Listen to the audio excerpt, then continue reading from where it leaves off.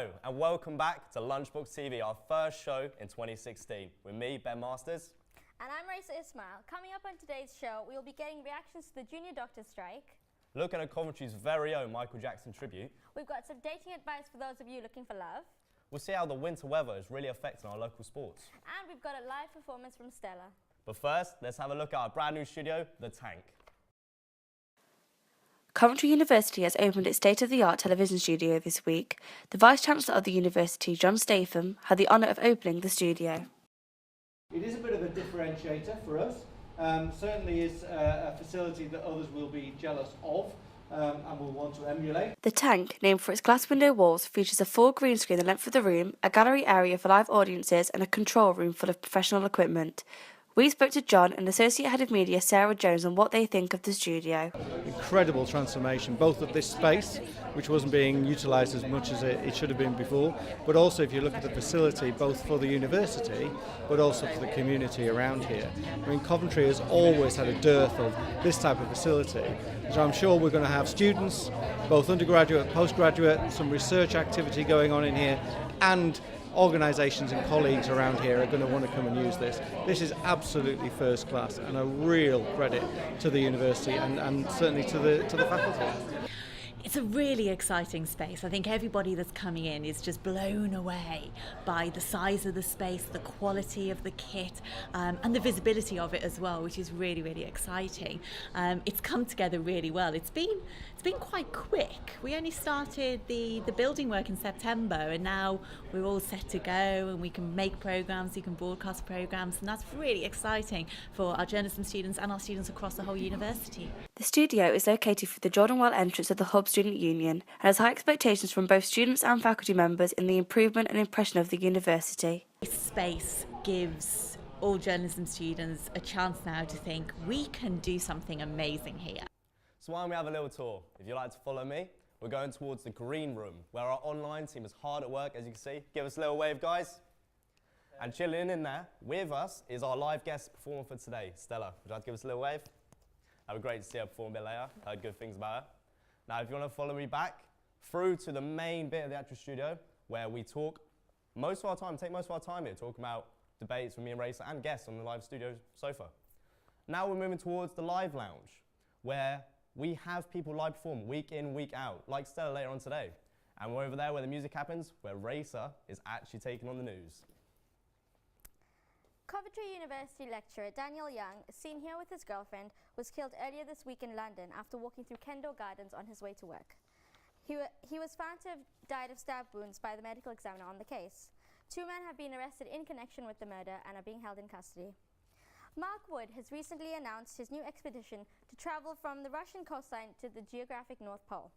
The Coventry resident will attempt to complete what is known as the toughest journey on the planet. Ian Bell was named Warwickshire County Cricket Club captain and will be taking over from Varun Chopra, who recently resigned. The 33-year-old has played 118 tests for England, but was dropped before the current test series in South Africa. The Coventry-born cricketer has been at the club since 1999, scoring 17,687 runs. Tickets for the Jimmy Hill Memorial are selling out fast as queues build up today. The legendary ex-Coventry city manager and chairman, who led the club through 2 promotions, died at the age of 60 in December. Fans will gather at Coventry Cathedral on February 12th to celebrate his life. And that's today's news headlines. Thank you, Racer. Now, on to one of our top stories. After the recent protests involving junior doctors and the NHS, our reporter Yasmin Banner found out their reactions. Recently, junior doctors at University Hospital, Coventry in Warwickshire have been striking over proposed changes to contracts by the government. Over 100 members of the British Medical Association at the hospital have joined countless others across the country in a walkout against the changes which are being proposed by the Department of Health.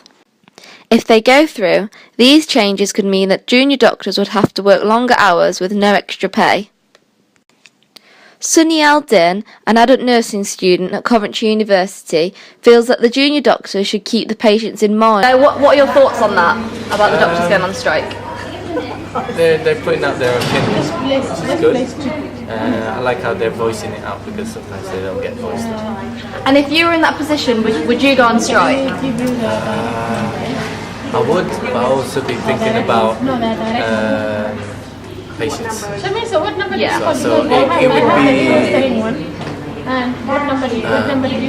be. I'll have that little dilemma. Another adult nursing student witnessed the strikes at the university hospital whilst on placement there. She told us that she believes the strikes are a good idea.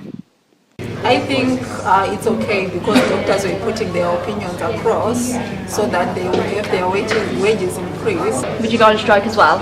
Yes, I would, because I will be trying to voice out my concerns. Doctors went on strike, but on the wards there were senior doctors covering up for the junior doctors. And what did you see?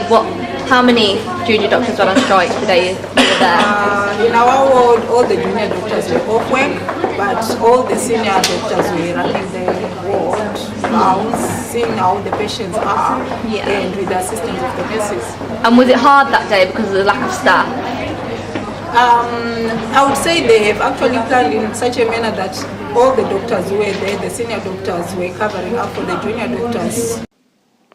Prime Minister David Cameron worries that the strike will cause real difficulties for patients and pleads the junior doctors to call off their strike. They need more attention about medical staffing, basically, on how they look after other people as well, how they should be looking after staff in terms of violence and helping them out financially as well, and security, job security. So all these things, it's not just the money. Yasmin Banner and Cameron Cooper for the Lunchbox. Let's hope they sort out that issue fast. You know, we all know the NHS is a big part of our country. Takes care of a lot of people. Exactly, and we need the junior doctors out there. Right, on to the next one. Yeah. Still to come, we've got dating tips from Tashan Gray, local sporty news, and Stella performs live. But next, a Michael Jackson tribute took place at the Coventry Belgrade Theatre yesterday. The show has been awarded the UK's #1 Michael Jackson tribute. Our reporter Jenny Wang went to speak to people involved. Here I am in Belgrade Theatre at Coventry. Tonight, 21st January, there will be a Michael Jackson Forever show at 7 o'clock. More than 500 audiences will come to this show, enjoy all the classic Michael Jackson's music, and dance with them. We found one of the dancers will be in today's show, and let's hear what she talked about this performance. My name's Cheryl Pontic, and I'm one of the Forever Jackson dancers. I originally, obviously, was a part of Hip Hop Pop, who we are as a crew anyway, and obviously being introduced to the show just was a bonus, because obviously loving MJ is a big part of it as well, but having contact within the show just made it obviously a lot easier. What will be at tonight's show? So it's full theatre production. Tonight obviously you've got full band. Obviously you've got all of us dancing, so there's a few extra bits in there like dancing. Obviously you've got like Beat It where there's a fight. It all goes with the songs. It's all very structured, and obviously you've got Thriller, you've got the UVs when it comes to Thriller. That's probably the best part. The Michael Jackson show now is become an annual event in Belgrade Theatre, as it has been there for 7 years. And each year there are many audiences come to this show, enjoy all the performances. This year there will be many things different, just as every year it's getting better. Let's see what audiences may think about this. So, could you please tell me your name? My name's Tracy. Yeah. I'm a huge Michael Jackson fan. I have been since the 80s, since I was a very little girl. And I was the #1 fan back then. And I've sort of grown up with him, and I've loved him all these years. And even though he's gone, I still love him now. I love his dancing. I love his style. I love his moves. It just, I love everything. So, of course you would be like to be with them and dance with them. Yes. Could you please tell me your name first? Grace. Grace? I like everything. I like dancing and the songs. Do you know tonight you will be invited to the stage and dance with them as well? Do you like to do that? Yeah. You're looking forward to it? Excited, right? Yeah. Wow. I really want to go see that show. I'm a big Michael Jackson fan. It's a real shame we missed that one. My favourite of his is Billie Jean. Really? I find myself a bit of a smooth criminal, personally. Now, on to our next story. If you're looking for love in and around Coventry, Channel 4's First Dates may be the way to go. Here's to Shangray with a bit of advice for all you singletons. Online dating is the new craze, and a first date is a daunting process. You get ready, dress up, all in the hopes that you might just meet the love of your life and have the fairy tale ending that we all long for. As Valentine's Day fast approaches, many begin their quest of finding a life partner, but sometimes don't have much luck. I interviewed a couple of people about their worst first date experiences and what they learnt from it. And I gave my number to this guy who asked me out, and we went on this date, but I left after half an hour because he was just horrendous. And now it's really awkward every single time he comes to the bar and orders from me. So have you had like an awkward conversation about how the date went? Or? Yeah, it was just so forced, and he didn't seem as handsome as he did last time. And I don't know, he was just weird. He was really like quite rude, quite full of himself. Okay. So he's just not a nice guy. And so have you learned anything from that date experience, or like what not to look for in a guy? Don't give your number to weirdos at clubs. My worst first date experience, basically I was meant to meet this guy at Westfield, Stratford, because we were going to watch a movie. Mm-hmm. And this guy, he turned up 45 minutes late. Like I was literally waiting for 45 minutes for him. We ended up missing the movie that I wanted to watch. He wasn't a gentleman at all. Like he didn't open the doors for me, nothing. He didn't give me a good excuse. He was just like, oh, I was running late. I paid, obviously, okay, I don't mind paying for my own popcorn and stuff, but you know, when you're going on a date, if someone's taking you out, obviously you expect them to pay for you. Mm-hmm. But yeah, I paid for myself. The movie was good, but like he was annoying me throughout the whole film, and I just didn't enjoy it. Like, so needless to say, you didn't meet up with him again. I don't think so. And did you learn from that experience?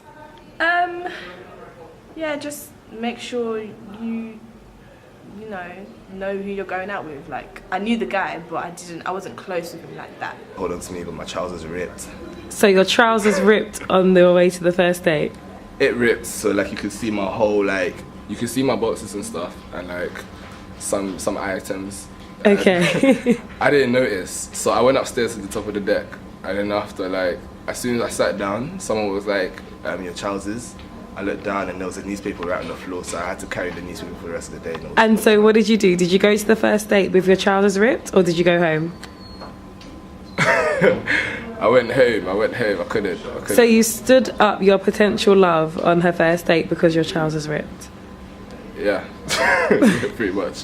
If you're from Coventry or Warwickshire, help is on hand and you can get involved. Channel 4 are seeking participants from the West Midlands area to apply. Singletons from any age and every gender and background are welcome to apply for the show, as long as they have one thing in common: a hopeless romantic looking for love. What do you think? You're going to take part? No, I've got a girlfriend. What are you on about? What about you? Do you have any love life? Are you going to join the show? I'd keep that out of the show. Oh, all right. Well, most of us prefer to stay inside and keep warm during wet and cold winter months. Amateur footballers in Coventry are hoping that they can get back out playing sooner rather than later. Our reporter Kieran Goldberg has a story. Ordinarily on a Sunday morning, these pitches at Memorial Park would be full. People would be playing football against their local rivals, and teams would be battling it out, watched on by their friends and family. However, they're not going to beat the weather. Today, like many other days, the games have been called off. Today it was snow. Previously in the season, it had been rain and frost. So with so many games already off this season, I went down to the Coventry and District League meeting to discuss the effect of these postponements on the league. The club's so difficult now to get teams out midweek, especially with Saturday leagues playing midweek as well to catch up their fixtures. Both Saturday and Sunday, Suffolk have played burnout, and so we'll be having a meeting in the next fortnight to decide what we're going to do about the complete the fixtures. Because if we have another bad week this week, it is looking seriously like we're going to have to make a major decision. When you get to the end of the season for midweek fixtures, you've got the Saturday sides trying to do the same as well. Their players don't want to play 3 or 4 games a week, can't play 3 or 4 games a week. So it's always the Sunday midweek fixtures that get affected. And you quite often you'll find that teams will be playing shorter players, and and you'll get results that normally wouldn't happen on a normal Sunday morning. I think with Sunday football it's difficult to keep people interested as it is because Saturday is obviously seen as more competitive, but at the moment, because we haven't had a game since the 29th of November, we've seen lower numbers of training, seen participation levels drop, and I think if we had more games I think there'd be a bit more of a buzz around things, people more interested in playing, and I think it is affecting us on the whole at the minute. So it's also going to cause a backlog at the end of the season because a lot of our players do work, so Wednesday night games aren't ideal for people who are on shifts and whatnot, so unfortunately it looks like we're going to have to cram quite a lot into a short space of time. With a growing backlog of games and increasing concern over finishing the season properly, it's clear that officials, managers and players will all have to work hard over the coming months to keep their heads.